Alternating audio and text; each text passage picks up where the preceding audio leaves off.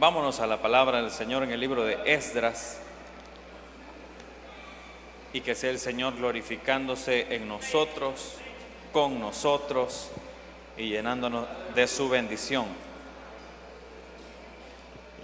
Gloria al Señor. Libro de Esdras, capítulo 7, versículo 1, para honra y gloria del Señor. Esdras 7:1, y decimos tal como está escrito. Si ya lo tiene, me contesta con un amén. Quiero empezar yo solo. Esdras 7:1, para honra y gloria del Señor. Dice la palabra del Señor: honrando a nuestro Dios, Padre, Hijo y Espíritu Santo. Pasadas estas cosas, en el reinado de Artajerjes, rey de Persia, Esdras, hijo de Seraías, hijo de Azarías, hijo de Hilcías, hijo de Salum, hijo de Sadoc, hijo de Ahitob, hijo de Amadías, hijo de Azarías, hijo de Meraiot, hijo de Seraías, hijo de Uzi, hijo de Buki, hijo de Abisúa, hijo de Finés, hijo de Eliezer, hijo de Aarón, primer sacerdote. Este Esdras subió de Babilonia, era escriba diligente en la ley de Moisés, que Jehová Dios de Israel había dado, y le concedió el rey todo lo que pidió, porque la mano de Jehová su Dios estaba sobre Esdras. Amén. Puede sentarse. ¿Cuántos quieren servir al Señor, hermanos? Amén. ¿Cuántos quieren servir al Señor? Vaya, pero ahora en serio, ¿cuántos quieren servir al Señor? Ojo, yo no le estoy pidiendo que me levante la voz. Yo solo quiero saber si usted quiere servirle al Señor.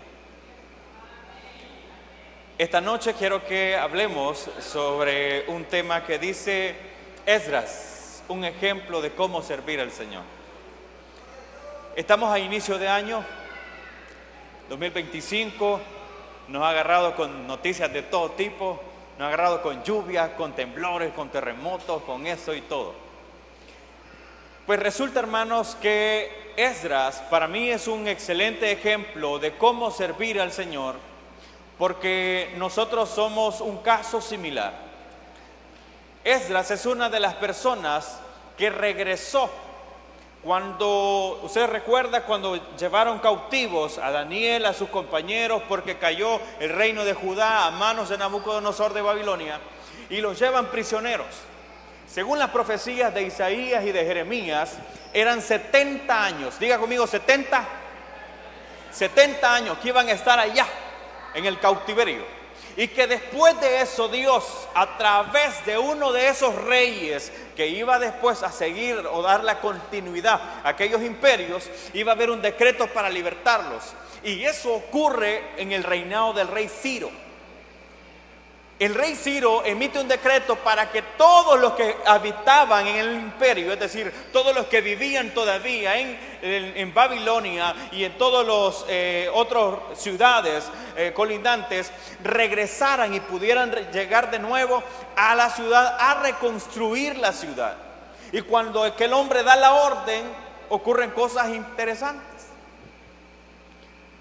La primera cosa que ocurre es que aquel hombre dice unas palabras, y eso está en los primeros capítulos, capítulo 1, capítulo 2, dice: yo, fulano de tal, el rey de todas las naciones, he conquistado todas las naciones, pero Dios me ha dicho, oiga usted un inconverso, pero Dios me ha dicho que hay que edificar la casa de Jerusalén y la casa de Dios que está allá, y así es que reúnanse todos los que eran de allá y regrésense. Y Dios empieza a cumplir una de las más anheladas profecías del pueblo que vivía en el cautiverio: poder regresar a Jerusalén.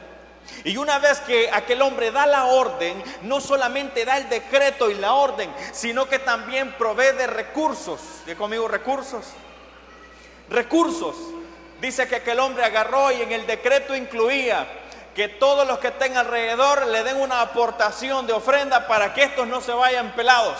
Es decir, que esta gente lleve recursos para poder ir a comprar madera, para poder ir a comprar utensilios, para poder ir a comprar herramientas y que empiecen a trabajar.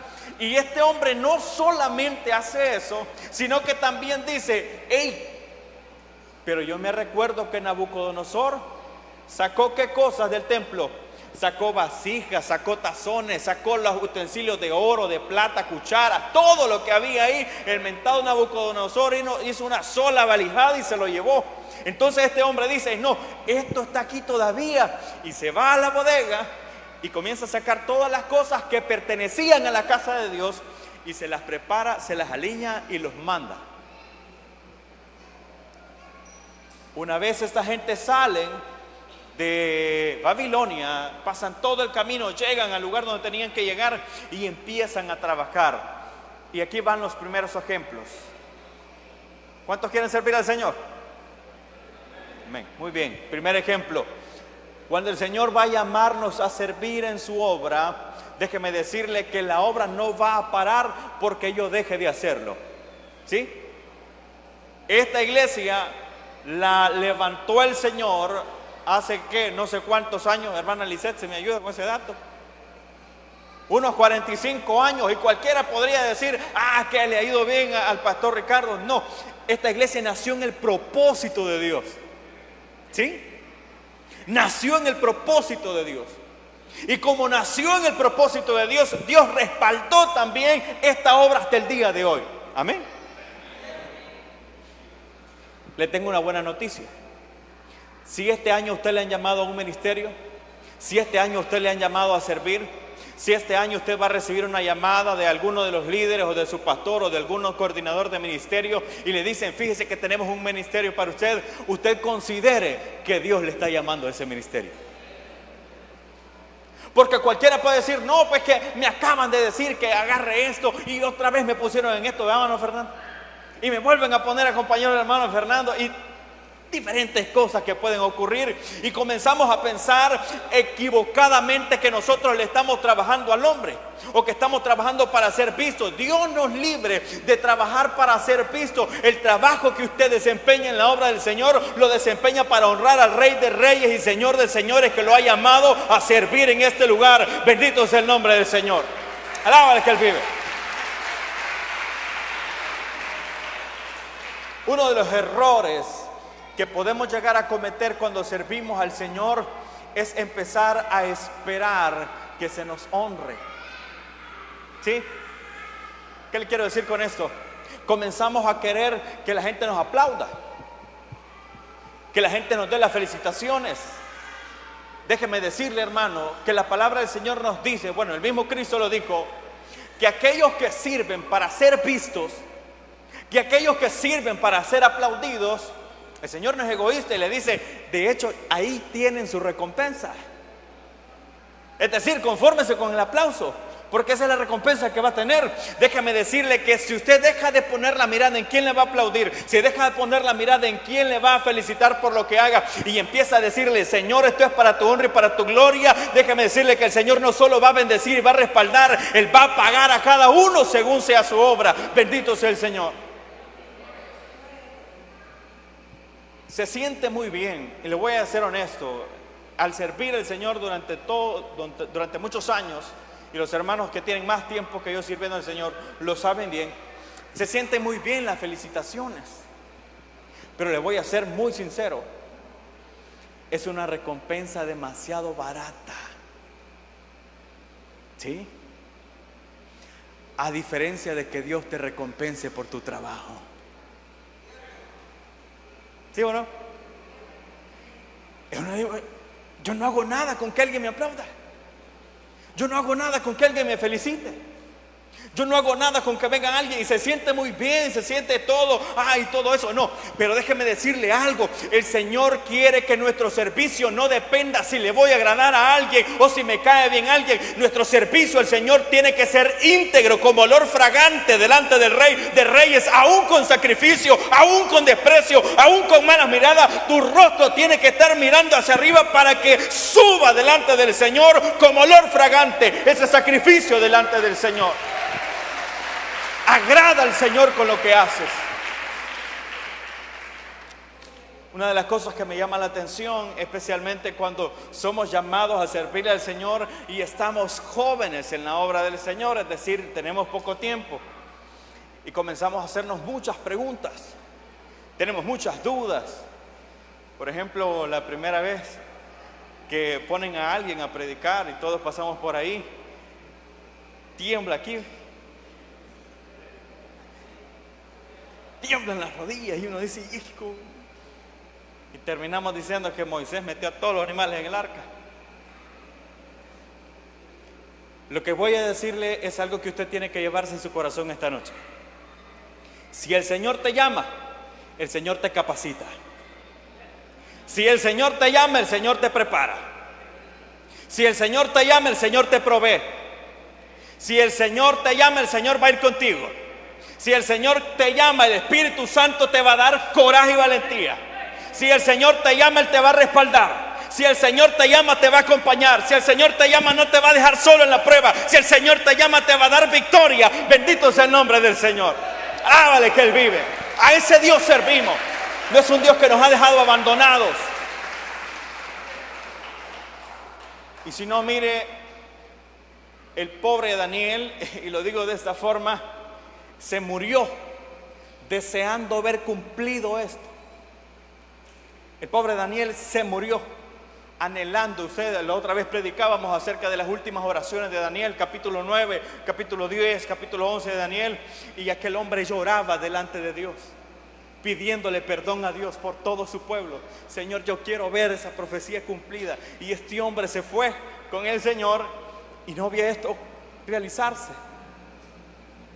Posiblemente Daniel pensó, bueno, pues quizás no va a ocurrir, como muchas veces nosotros hemos llegado a pensar.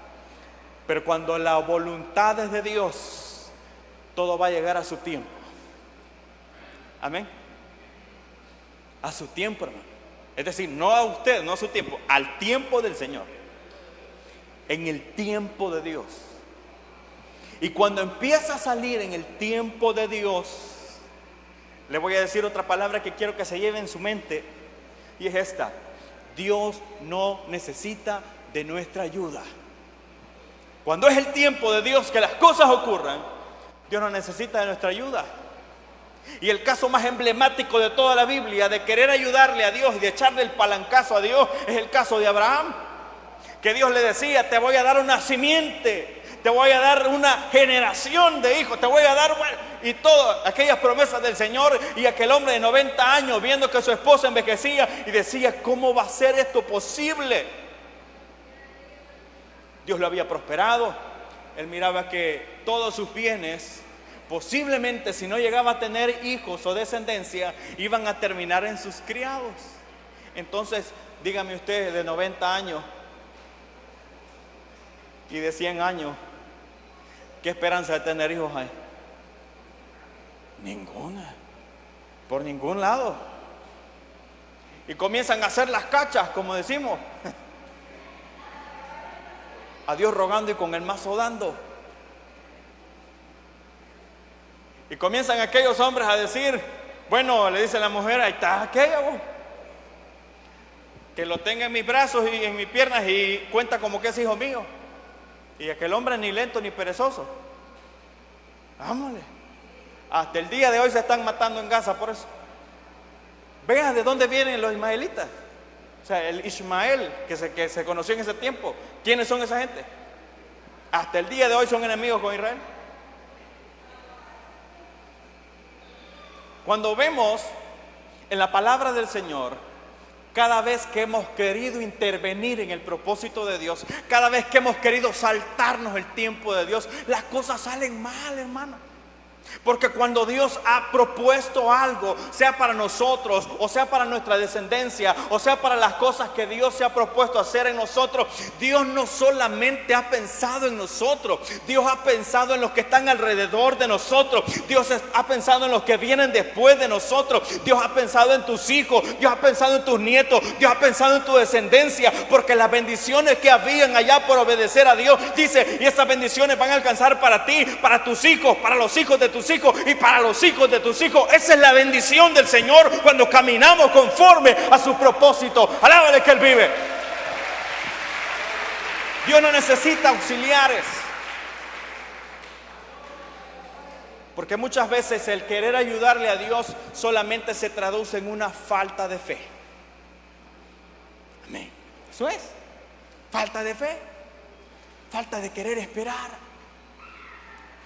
Es una de las partes más difíciles de aprender en el camino del Señor, aprender a esperar. ¿A quién le gusta esperar? Sí, porque cree que han inventado los autoservicios en todos lados. A nadie le gusta esperar, hermano, ni hacer cola, porque cree que todos los bancos se están inventando que descargue la remesa en el teléfono. Porque a nadie quiere ir a hacer una cola de 1 hora al banco, ni así sea porque es para su beneficio. A nadie le gusta esperar, pero cuando estamos en el Señor, a Dios no podemos extorsionarlo. Señor, si no me da esto ahorita, yo ya no te sirvo. A lo que quiera. Dios tiene un propósito para su vida. Dios tiene un propósito para su vida. Dios tiene un plan para usted. A Dios la cosa no se le ha ido de las manos. Él no ha dejado de ser Dios. Jeremías 29:11, de los últimos capítulos que escribe Jeremías, viendo cómo su pueblo era devastado, viendo cómo caía, y él está escribiendo quizás con lágrimas en sus ojos cómo su pueblo va a caer, porque no solamente él miraba cómo los de Samaria estaban siendo hechos pedazos por el ejército enemigo, sino que Dios le mostraba a él los escenarios de lo que venía para Judea también, y Dios le dice: escribe, y comienza aquel hombre a redactar todo lo que va a ocurrir, la devastación que va a venir. Pero en una de esas cartas, cuando él escribe Jeremías 29, manda esa carta para la cautividad, y sabe que dice el versículo 11: porque yo sé los pensamientos que tengo para con ustedes, que son pensamientos de paz y no de mal, para darles el fin que esperan. A lo mejor cuando ellos recibieron la carta, ¿y cómo van a ser pensamientos de paz si nos acaban de destruir? Si acabamos de caer en la guerra, si nuestro imperio ha sido deshecho y ahora nos tienen presos en este lugar. Y Dios sigue diciendo a través de Jeremías: porque yo sé los pensamientos que tengo con ustedes, que son pensamientos de paz y no de mal, para darles el fin que esperan. Debe usted de entender que hay procesos que son inevitables, hay procesos que hay que llevarlo, hay pruebas que hay que enfrentar, hay dificultades que vamos a llevar, pero en todas esas cosas va a seguir sonando la voz de Dios: he aquí, yo estoy con vosotros todos los días hasta el fin del mundo. Bendito es el nombre del Señor. Alábale que Él vive.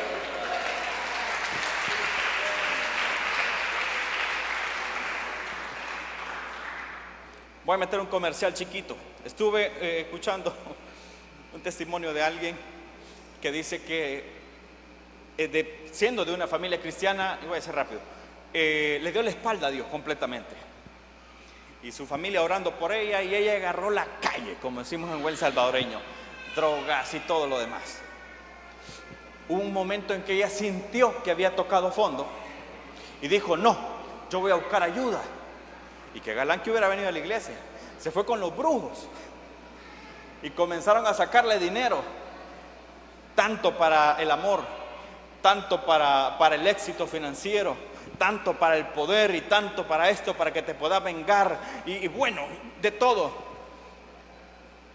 Y miraba que pasaban los meses, nada, y le volvían a sacar más pisto y nada, y de repente se cansó y dice: voy a ir donde ellos y los voy a enfrentar. Y se va con ellos y le dicen los brujos: mira, hemos hecho los trabajos, pero no hemos podido hacer nada, porque hay algo que nos estorba. Y dice que empezaron a hacer sus rituales y toda la carambada esa para saber qué era lo que estorbaba. ¿Sabe qué le estorbaba? Las oraciones de su mamá. No progresaba, simplemente no podían hacer nada, porque las oraciones de su madre estaban ahí todos los días, constantemente, cubriéndola con la sangre del Señor. Dice que ella, al enterarse de eso, dice que se fue y se encerró en un cuarto y se postró y dijo: yo en este momento te quiero pedir algo, Dios. Yo no creo en ti, así es que me dejas en paz y me dejas de estorbar. Oiga eso. Y fue directamente y le dijo a Dios: yo ya no quiero saber nada, así es que quiero que ya no intervengas en mi vida, ya no quiero ver nada. Y en ese momento ella, entre lágrimas, dice: que escuchó que Dios le habló y le dijo no. Ella comenzó a ver de que ninguno, bueno, incluso logró que los brujos le devolvieran el dinero. O sea, literalmente no pudieron hacer nada. Y siguió en declive, y siguió en declive, y siguió en declive, hasta que llegó un momento cuando sinceramente ella dice ya no podía más. Y comenzó a pedir el perdón de Dios, a buscar de Dios.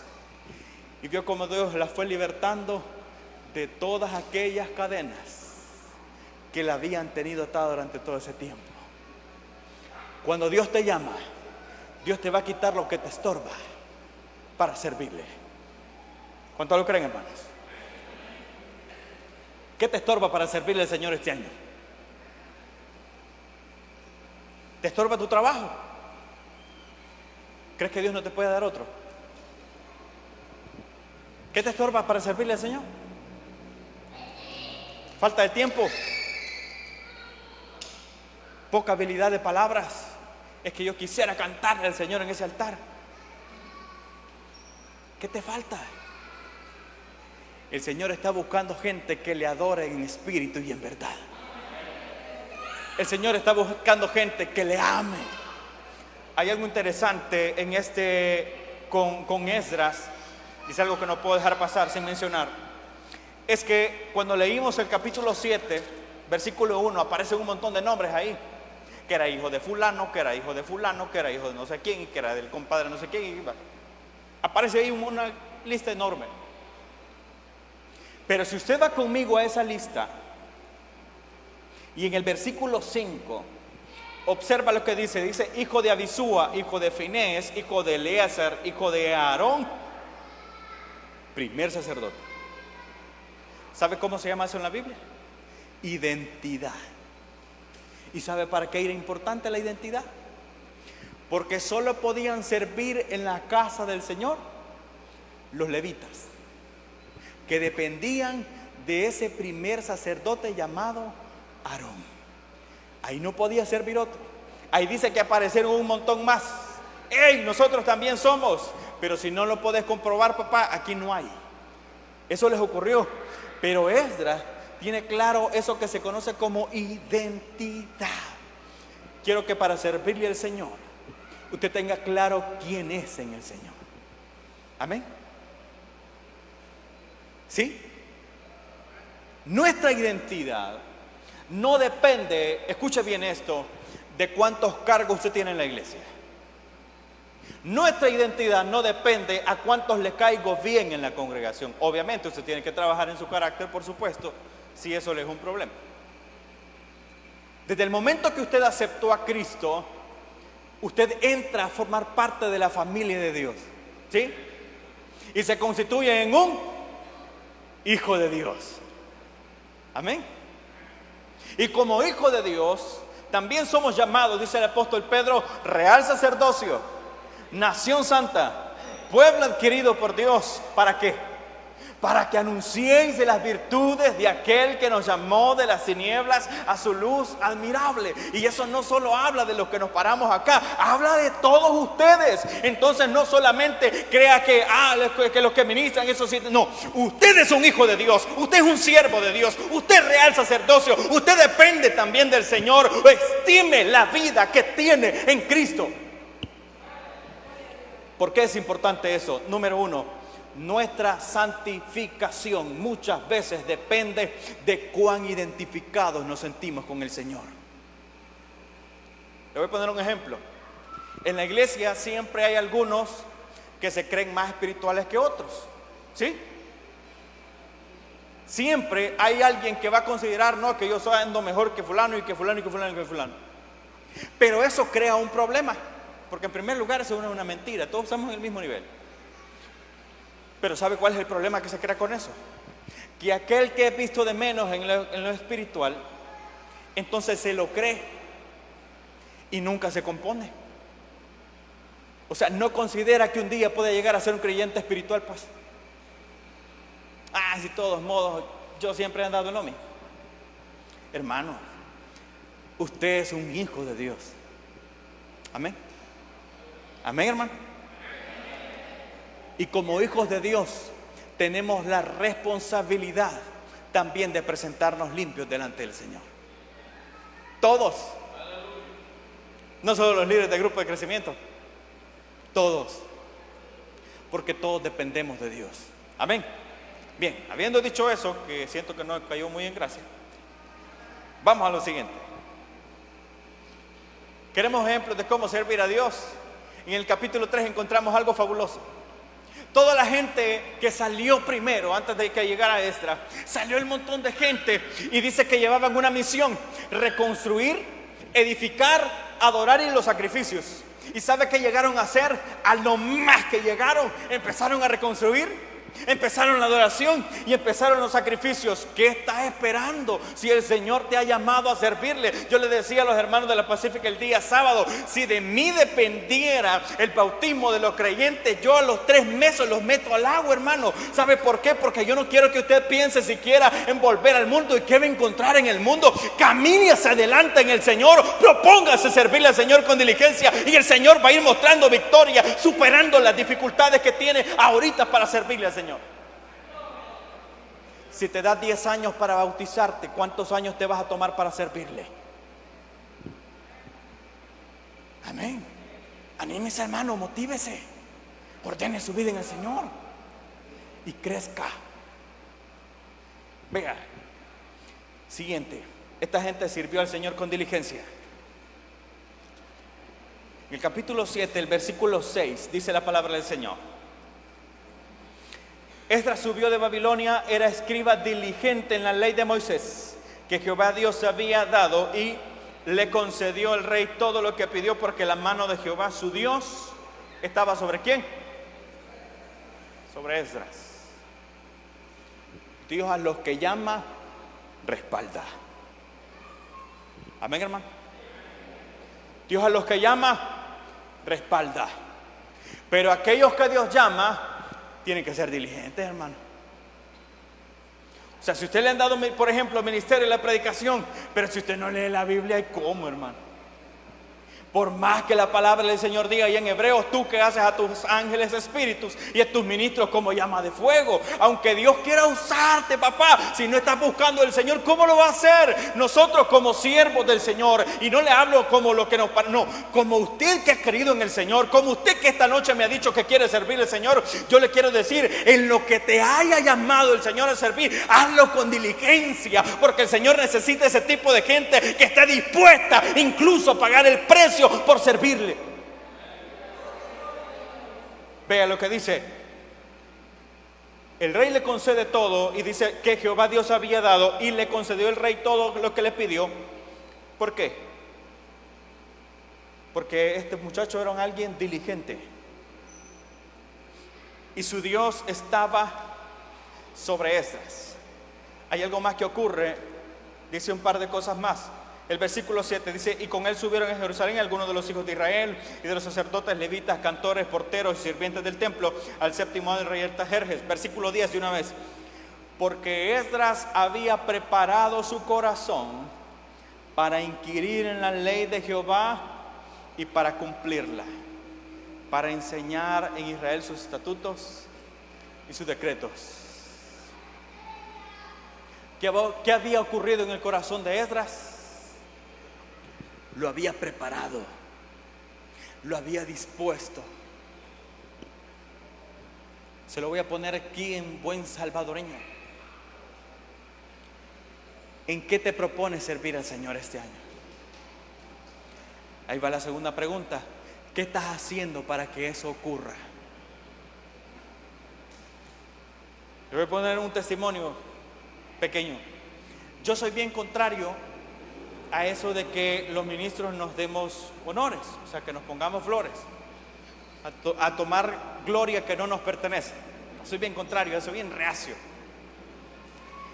Pero hace tiempo, quizá 1 año y medio más o menos, he venido sintiendo el propósito de crear páginas y perfiles y comenzar a postear la predicación.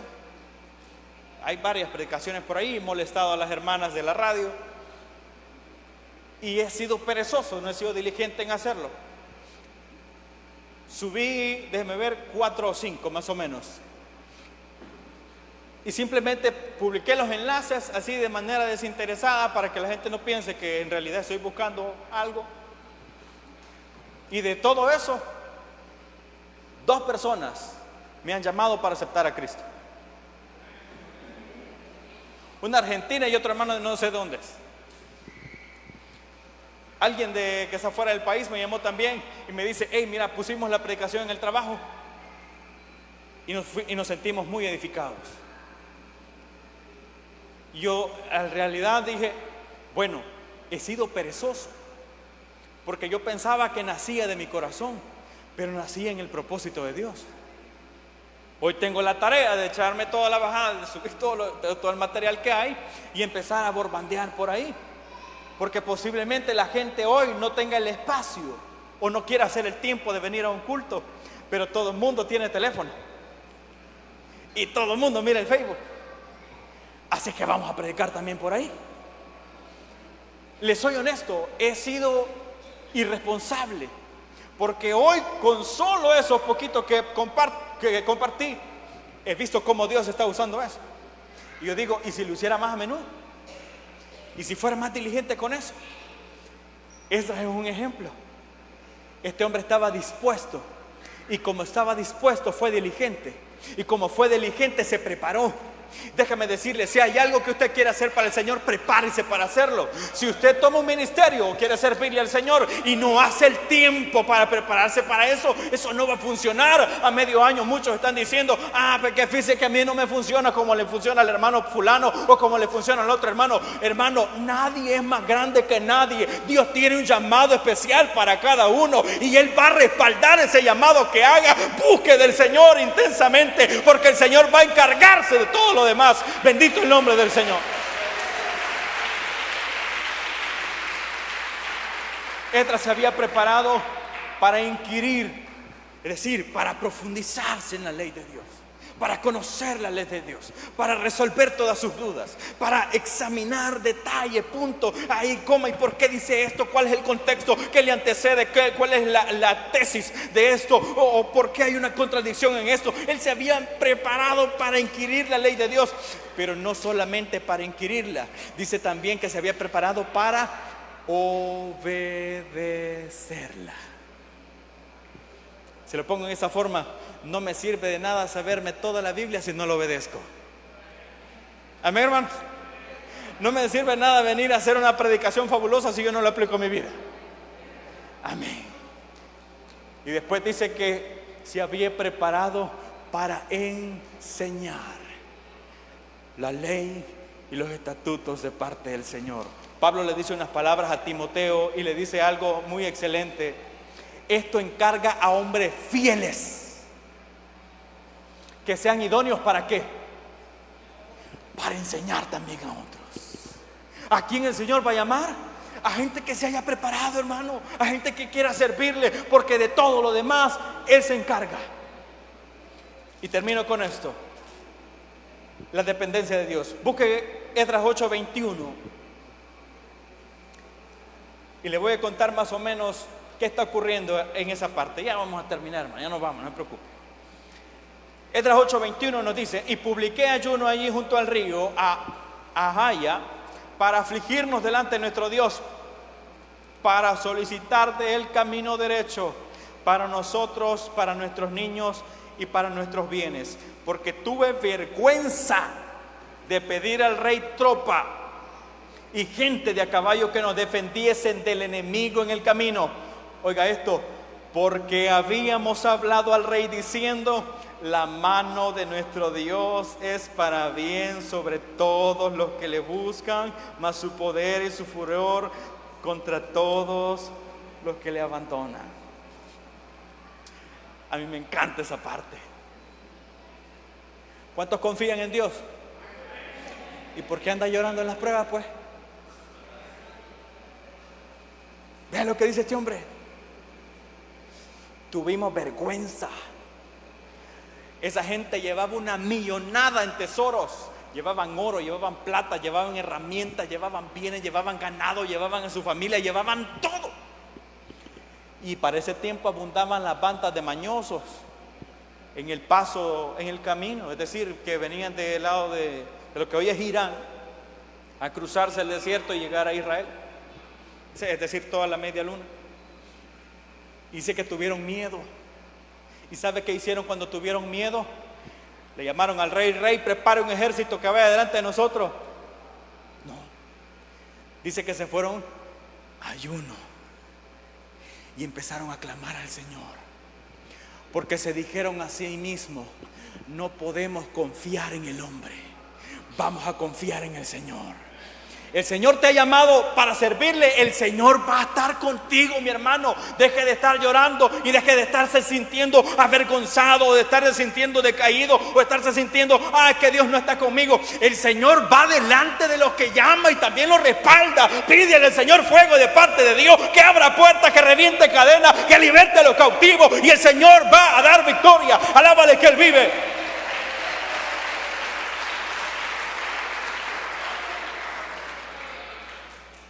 Con esto termino. Dice, versículo 31: y partimos del río Ahava el 12 del mes primero para Jerusalén, y la mano de nuestro Dios, dice, estaba sobre nosotros y nos libró de la mano del enemigo y del acechador del camino. Y llegamos a Jerusalén, reposamos allí 3 días. Si gusta, póngase en pie.